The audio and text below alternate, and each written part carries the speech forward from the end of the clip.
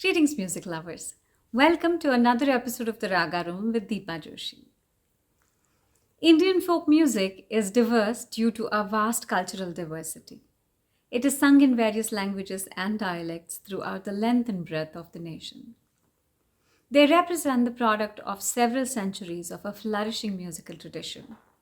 Whether a sacred melody or a snake charming tune, each of these songs feature intricate drum patterning and a unique instrumentation, which can only be expected in a country where music is a gift of the gods.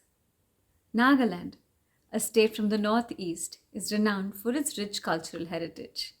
The state is inhabited by 16 major tribes along with other sub-tribes. Each tribe is distinct in character in terms of customs, language, and clothing. It is a land of folklore passed down the generations through word of mouth. Here, music is an integral part of life. From this colorful land, we have a phenomenal vocal quartet that's here with us at the Raaga Room. Be prepared to be dazzled by the music of the Tetseo Sisters. Tetseo Sisters are a quartet from the northeast Indian state of Nagaland. Tetseo Sisters, the Naga songsters and siblings, Mercy, Azi, Alune, and Kuvelu, have spent their young lives promoting the nearly forgotten music of the Chakhesang tribe that they have inherited. Adorned in the traditional garb of their tribe, these cultural ambassadors of the Northeast have been widely received and appreciated.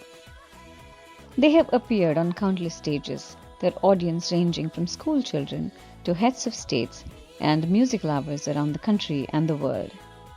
They have been featured in numerous cultural events and are regulars at music festivals around the country, including Hornbill Music Festival, Storm Festival, Northeast Festival, Kalakshetra Foundation, Cultures of Peace Series, Folk Nations, and several other. They sing Lee in the Chokri dialect of the Chakhesang Naga tribe of Nagaland, and these songs are often accompanied by the age-old Naga one-stringed instrument, tati or hikalibo.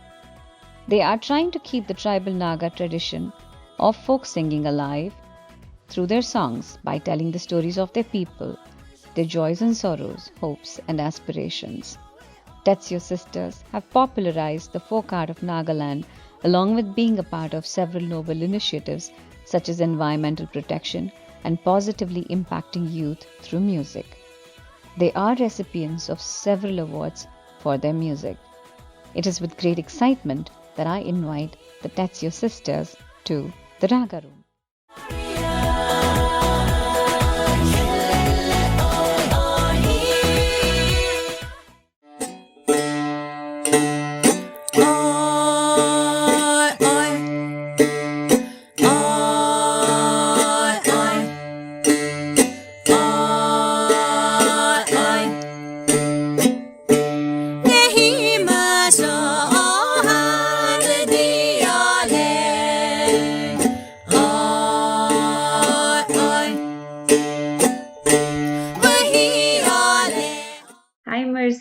Hi, Kuvelu, and hi, Lulu. Thank you so much for coming to the Raaga Room. It is so exciting for me to be talking to you today.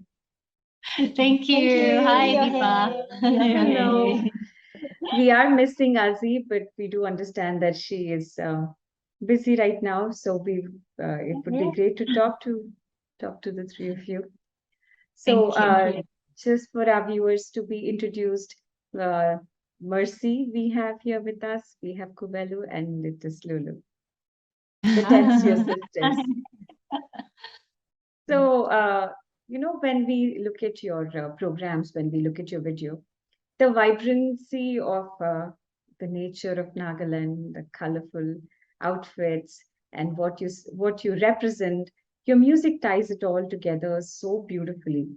So just for us to understand, talk to us about uh, the language is Chokri, right? That's the language, and talk to us about your language, the dialect, and your music, please. Okay, sure. So we are Tetseos, and Tetseo is a clan, and that's our surname, and we belong to the tribe called Chakhesang, and that's one of the major 16 official tribes of Nagaland. And among the Chakhesangs, again, there are different languages, and Chokri is one of it. And the Chokri speaking languages are about 80 villages, and each village has a different dialect. So it's quite interesting. And we have different areas like the Chokri area, Chozuba area. So, if you go into details, it's a lot of variations. But Chokri, the beauty of Chokri is even the other tribes of Nagaland, they say it sounds like a very clean and musical language. And when Chokri is sung, it really sounds beautiful. And for us also, even though we speak Chokri at home, the folk songs that we sing primarily are Chokri folk songs. And folk songs have a way of using a different kind of language again. Even though it's Chokri, it's very poetic. Very few words are used, and those few words can express so much. So somehow we were attracted to Chokri folk in the first place because of all the stories and the different nuances that each word can hold. And that's the beauty of Chokri, the language and the music and everything that comes together for us as our mother tongue Chokri. So that's Chokri for you. Yes, and you make a really good point. Actually, when you said that there are few words that we use which are not traditionally used in a colloquial sense of our language, but also because it is handed down from different generations. It has come from our ancestors, and that's been given to us. So those kind of remain, and they communicate in a way. And you also made a point about how clean it is, which was absolutely my observation too when I first saw it. There's like some kind of a serenity. It's like the purity of sound, right? It's just right. You don't have to do anything to adjust your ears. It just gets to you immediately. So absolutely. Thank you for sharing that. Of course, of course. The other thing that I was also reading about is Lee. So what is that all about? So Li is the word that describes or what is the name for all the folk songs. We have a different name for songs. It could be a nursery rhyme. It could be something else, and that is a tsale. And Li is specifically for all kinds of folk songs. And within Li, there are different variations, as in a group song, then work songs and duets and solos, and songs that can be sung while seated. So it's quite interesting. So there are activity songs, and then there are songs, community songs, festival songs, and then songs that you sing while you're sitting, and those that's called tubali. So it's quite interesting. Lee, now is folk songs. And okay. Okay. So, yeah, so it's quite self-explanatory in a way, but it is a Chokri word. Yeah, again. Yeah. And it's quite interesting because there are so many words which are not there in different other tribes' languages, and it's something which is quite interesting for us to note that there's so many words describing so many different things, and the vocabulary is quite vast. So yeah, it's always been a wonderful journey of discovery for us, because we also now live in town and not in the villages. And if you meet Chokri speaking people from a different village, it's quite interesting to see that they have different kinds of words again, and the variations are like really, really fun. Absolutely. You covered quite, and that would have been leading to the next question that I was going to ask was about the theme, like you said, the activity. I'm sure, like for harvest, there is a different kind of a song. For a festival, there's a different kind of a song. So, what are these compositions mostly about, and what do they try? What are they conveying? Right.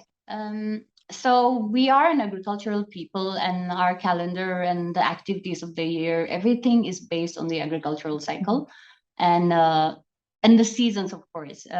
So the music also reflects that in a way.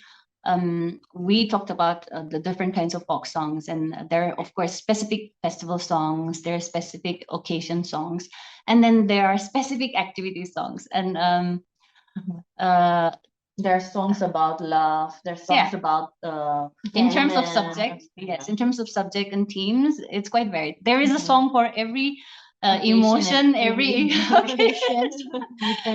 and also every activity. festival. Because our parents would tell us if they were traveling from Kohima to the village in a particular season, they may, by just listening to what song is being sung in the fields, you could know exactly what they're doing, whether they're sowing or whether they're clearing the wheat, or I mean, of course, if you don't know the language, that's a different thing. But if you know the language, then you know for sure that they are weeding today, or you would know that they are planting beans today, or even specifically corn or something. So it's quite interesting.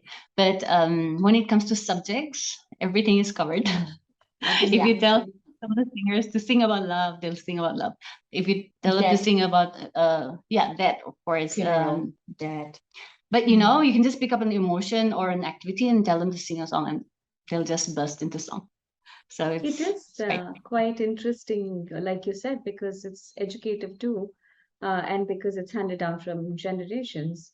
It's more like uh, by singing you learn. So it's an effortless way of learning something, right? Because someone is singing at home and you're also learning something. So it covers both purposes actually.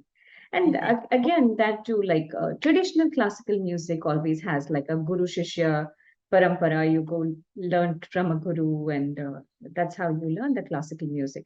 So with folk, how do you learn? Is it just colloquially when somebody is reciting you learn, or how did you get into learning this huge repertoire of all of the songs that you have learned? For us, it was a very different process, because normally in the village, what you observe is correct. It's a learning process, and it's a very natural and organic way of how young people get into the system of the work. Like you were standing by your mom or your brother, and everybody is in a singing group, and they're working and singing a song, and somehow you follow the songs, and then you learn the words, and then you're working with them even though you're not really helping them.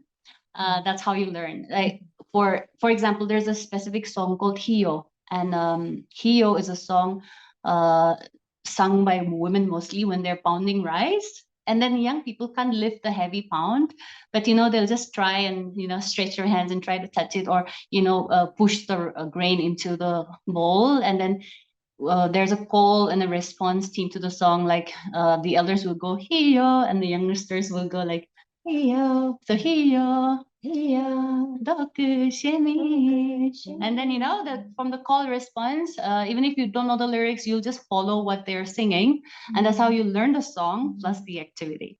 Yeah. And for us, since we were not part of that village setup, then when we moved to town, it was more of a formal setup where mom would sit with us and teach us the words. We'll write it down. So it was It was our parents who took up the responsibility to pass on the songs, and to us. because we couldn't experience the pounding rice, but they taught us that this is how it's done, and then eventually we could relate to it when we went back to the village and saw the rice pound, and then that's how we learned. So in a way, it was quite focused for us, but at the same time, we didn't really get to experience that sense of community work and that atmosphere in which most people learn the folk songs. But over the years, there is being a huge change where all this has come back, and a lot of people who now live in town also make the effort to go back to the village and take part in all these community activities, and we exchange and learn the songs. And if we do that with our parents. Now we do that with our parents, with our aunts, and they're quite surprised. Oh my God, you know how to hold this basket? I'm like, oh, you know how to hold the pen, and you also know how to hold the basket, and we're like so proud of ourselves. But in a sense of the way, it's our own ways of getting back to our roots, right? And when we know that we go back to our roots, there is so much that we come out, and it's actually a great way to kind of like put it together if you think about it. When you have the education, when you have the exposure, and then you come back to your roots, you get to see it in a newer light, which is very Yeah. important, I think. True. What are the... Sorry, I interrupted you. So one very special thing is that the people in the village, they work so hard. Life is so hard. But what is so wonderful and surprising is they go about doing their work, no matter how heavy a lot you're carrying, they sing so joyfully, and it's so tied into the activities. It's like it's hard to tell whether the song is driving the activity or the activity is producing the song. Yeah. So, and they have so much joy and energy, and like my mom would say, grandma would sing a particular chant, and she would be like really plowing the land, and then you just can't help but fall into the rhythm and follow, and you don't even feel tired until the activity is done, and then you realize like, oh my god, you're exhausted. So it's really fascinating how hard they work, and still they have so much joy inside them. And that's really important for us, because we also want to share and express that joy in the songs that we sing and share. So when people tell us that they feel happy vibes in our song, then we really feel really satisfied, like we have been able to achieve what we have set out to do. That's very true. When you were saying this, I was just thinking about something I read recently from this author called Brené Brown. In her book Atlas of the Heart, she says, when you're doing something strenuous like you're talking about, right, and you focus on something that is keeping you going, you don't feel the strain of actually doing a physical activity, because your mind is otherwise occupied in something nice that is soothing you, making you feel good. That is really great. And what are the instruments that are used as accompaniments to your music? Okay, so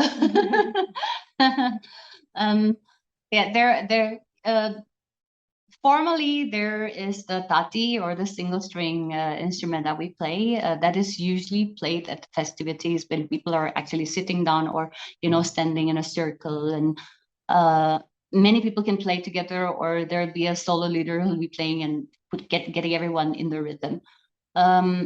Then there are shakers, and it's quite interesting how people can just make use of anything that's nearby and make music and sound out of it.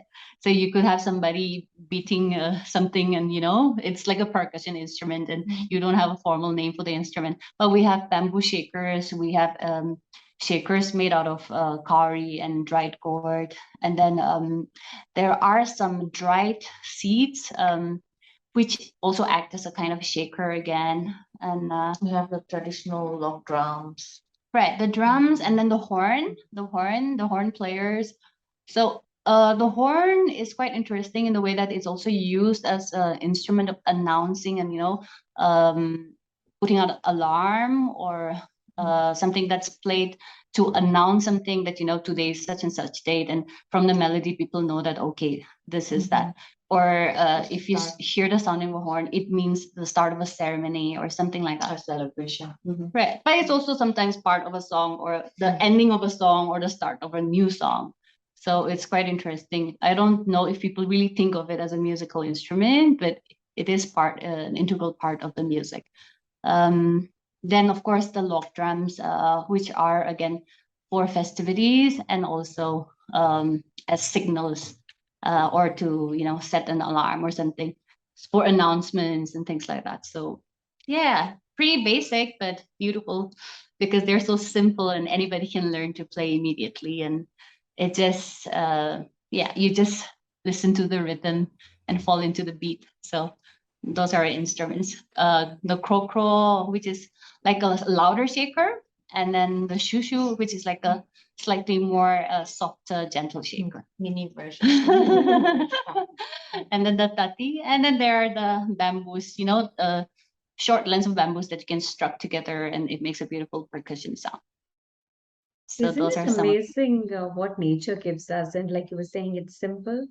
But the beauty of it all is that when it is so simply made, it is available to everybody. There is no novelty associated with it, that you'd have to pay tons of money to go buy it and use it. And Yes, that's the beauty of it. so lovely.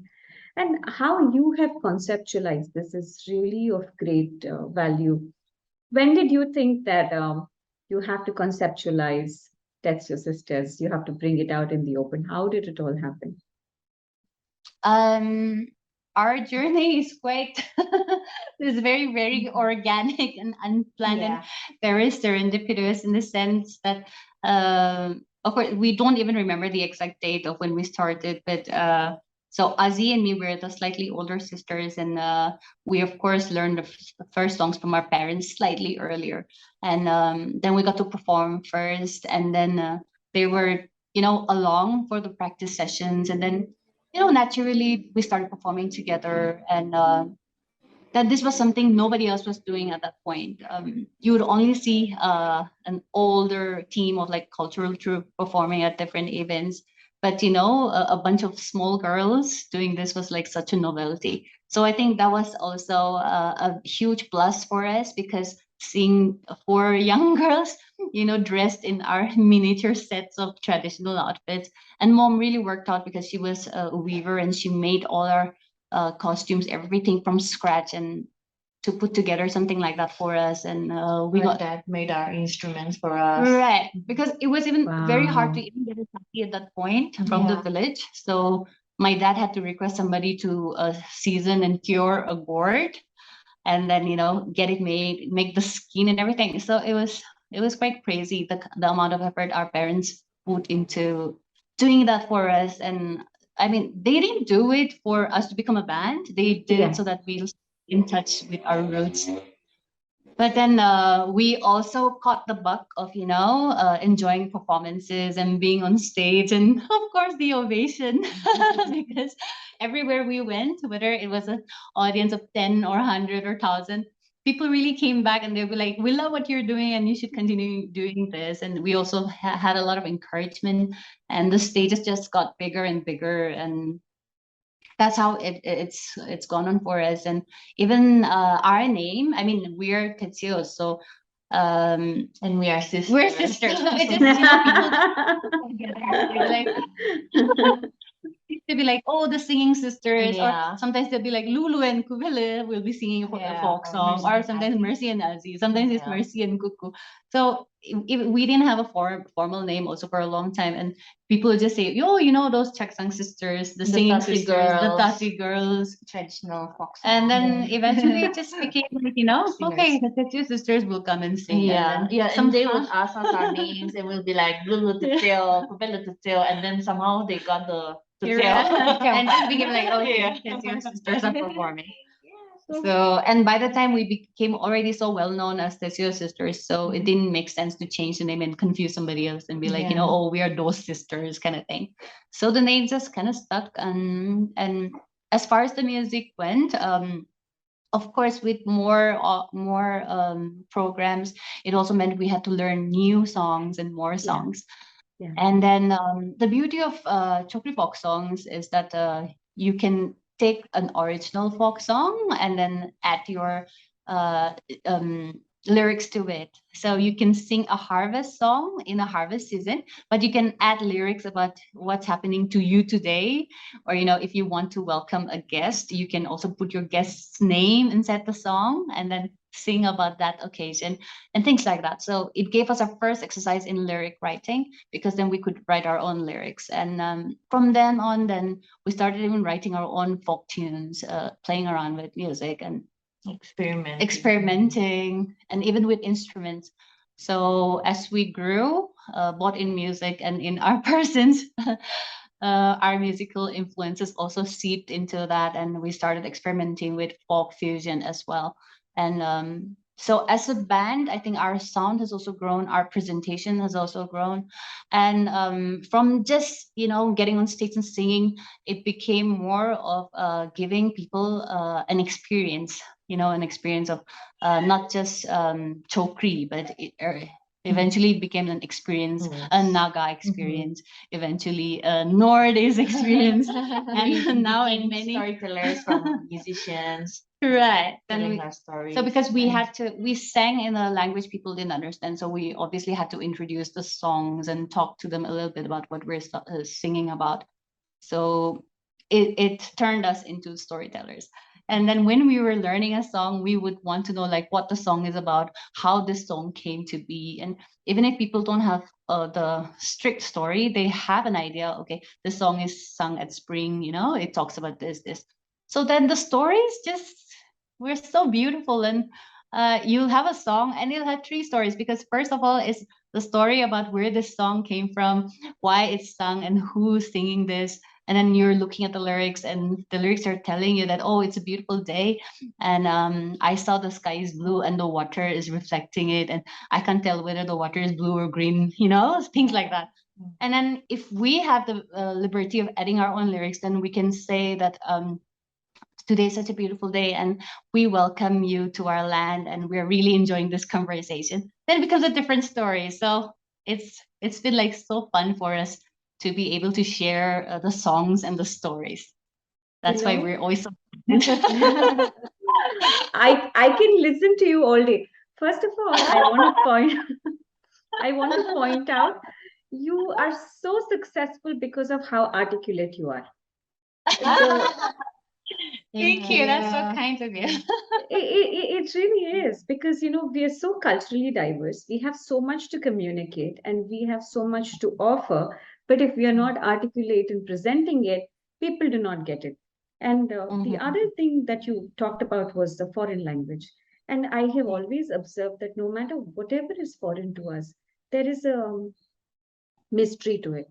It's like you want to Mhm. explore it. The sound of it seems nice because we don't understand. We want to at least listen to it a couple times to get the feel of it. There's something about foreign language, right? And the whole ensemble, the way you started this, you said it was organic. I think you couldn't have said it any better than that. Because when you start with a good intention, and then when you put everything to make it uh, give it the best that you can in terms of Mhm. either curating these compositions, researching these compositions. I mean, it's not really an easy task, but it may also be a very interesting task for you to go back to your previous to your ancestors and get the lyrics of it. Why did they sing these? And it's so much broadening, isn't it? Like now you will be singing Chokri, but then you'll say that, okay, this other uh, the other village had a different kind. So let's even get into that. So we learn so much by doing all of that. And I liked what you said about how you can add lyrics to a certain tune. And if Mhm. it's not too much, if I can request you to sing something, just so that we get to hear you. Sure, sure. Yeah. Okay. Tato sahi hakana taso. Hakana dipa. Hakana no hanale dipa jo dipa. Deepa Joshi, yes. Okay. Tato sahi hana. Okay. So Soneko. Okay, this is a very cute folk song called Osoneko, and Osoneko means my guest. All right, a song for my guest or a song for my host. So in this case, it works both ways. Yes, yes. So the traditional lyric is Tatusohi Hakanutuso. It means today is a beautiful day, and we're so fortunate that we could meet you. And nah, another. Okay. And then we're adding a word no hanale Deepa Joshi. We're like, oh you dear sweet girl Deepa Joshi. You're a dear sweet girl.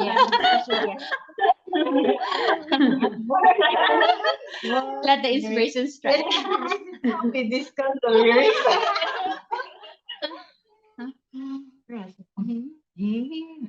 Call the man.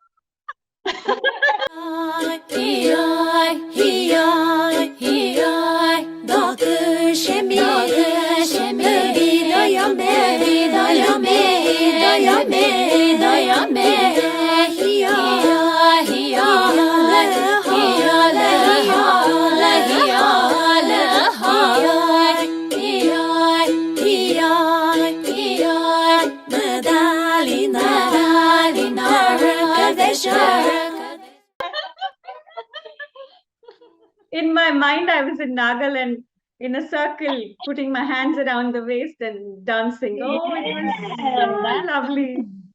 So lovely. Oh my God, I totally enjoyed it. Thank you so very much. So, being so popular and having your videos have millions of views, how does it, how's the success been like? Does it have bring more responsibility with it? And does it spur you to do something, expand the repertoire? What are your thoughts in what thoughts are in your head right now?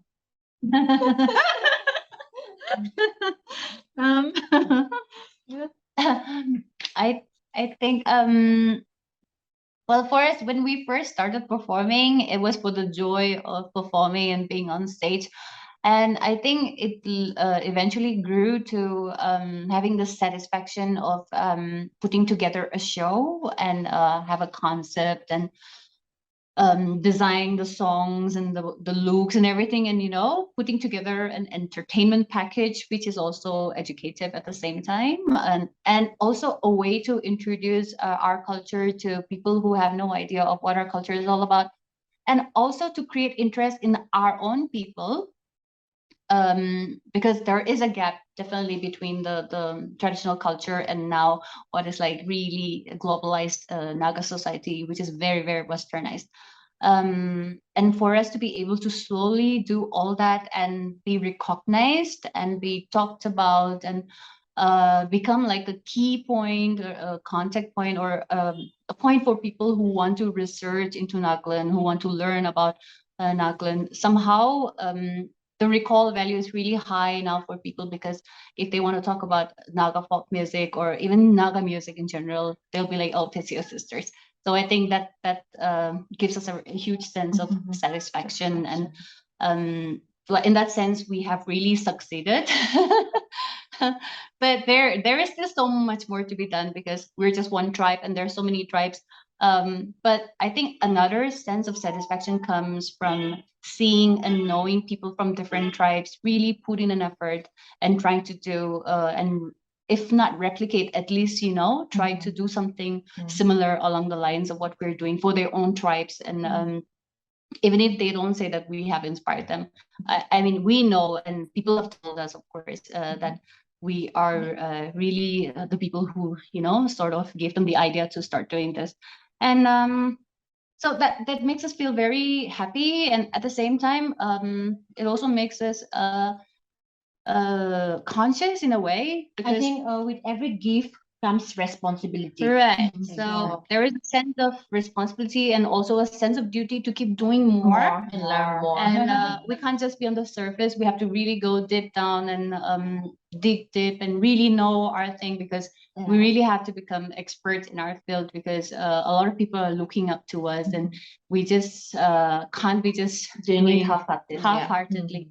So it really has put us into a position of responsibility, because we also have become people of authority to talk about what we do and what we know and understand. So a sense of duty and responsibility as well. It is Our a sense of journey is not just about promoting folk music or singing folk music, but we want to promote our culture, our beautiful traditional attires, our weaves, promote And- our artisans, and empower craftswork, women and from craftspeople made in Nagaland. and young people to Mm. also take pride Pride, in yeah. what is their culture, and also see how they can earn a livelihood by getting into creating things that are traditional and be proud and vocal for what is local. So from early on, we really felt this because there was a time when people were quite not very ready to wear traditional outfits. All right. If you see somebody in a traditional outfit, out in town, people would just assume, oh, he must have gone to an event which called for a traditional outfit. But over the years, it gives us really a great sense of satisfaction that people have started to take pride in their cultural wear. You'll see so many youngsters now, just dress up and be out there wearing the traditional earrings or accessories without an occasion. I mean, they have imbibed it into their everyday wear. People are really proud of made in Nagaland, and we can also see a lot of young women who have become empowered and are learning livelihoods by creating accessories. Weavers were coming to the forefront. In fact, there is a huge market now for textile from Nagaland too. So, all these things that are happening slowly over a period of like 20, 25 years. But for us to be able to be the face of that and, to wear a shawl and create that interest, and people will ask us, what is this shawl? I would like to buy that. And we being able to connect the person to a weaver in Kohima, and that person can, just start buying from her. So, this kind of connections, which are also very organic because we are not business entrepreneurs or somebody who's doing that actively, but somehow through our shows and through our presentations, through Instagram or even YouTube, people are reaching out to us and we're able to help them. Then there are lots of people who want to travel to the Northeast, to Nagaland, and we help connect them with local travel operators. And, so all this is like something which is really, started from music. And then it's really building up. So it's really, really wonderful to see all this growing. And even for us to be able to come to, say, Delhi and talk about Nagaland, and to create that interest for people to want to come and visit Nagaland, that's also huge. Because even now, people have very poor ideas about traveling to the Northeast. They would ask, is it safe to travel to Assam? Is it safe to travel to Imphal? And all the states are all mixed up, they'll be like, oh, you're from Nagaland, your capital is Imphal, and we're like, no, it's Kohima. And it's okay, we love talking about it because we don't expect everybody to know everything, and this is how we can start a conversation, and we can also ask questions about their states, because even we are not know-it-alls, we don't know. So it becomes an education experience for all of us at the same time. And that's how cultural integration, social integration, national integration and harmony will come together, because only when we accept each other and are interested to know about the other person, then we can become friends, and we can create harmony. So it's become not a heavy duty, but a happy duty. It's an honor for us. It's an honor for us to start this conversation and have this conversation. Not just Nagaland, but the whole of Northeast. And our journey has just begun. I think we have so much more to do, more dreams to achieve, and so much more. Right, like even when we're abroad, people are quite surprised. They'll be like, "Oh my God, you don't look like Indians." And then we get the opportunity to talk about how diverse is India. It's not just Delhi and the major cities, which people assume is just India. And then we get to talk about all the different cultures. So it's like, then you become true ambassadors of the country, because you get to present a holistic picture of what the country is. And it's such a huge honor. I have, every time you talk, I have to give credit to Kuvelu for actually bringing up something really pertinent here. And every time you talk, I'm just thinking like so much wisdom is there. Number one is that cultural ambassadorship, right? That is such a good point you made. And like Lulu was saying, it's integrating everything culturally, number one. and you're enjoying what you're doing. Like art becomes such a, like Lulu said, it's music, right? It's all started with music. Art becomes such a good medium for connections, for bringing people together. And you're also empowering the local weavers. I'm going to get to that because that's a whole topic that I want to talk about.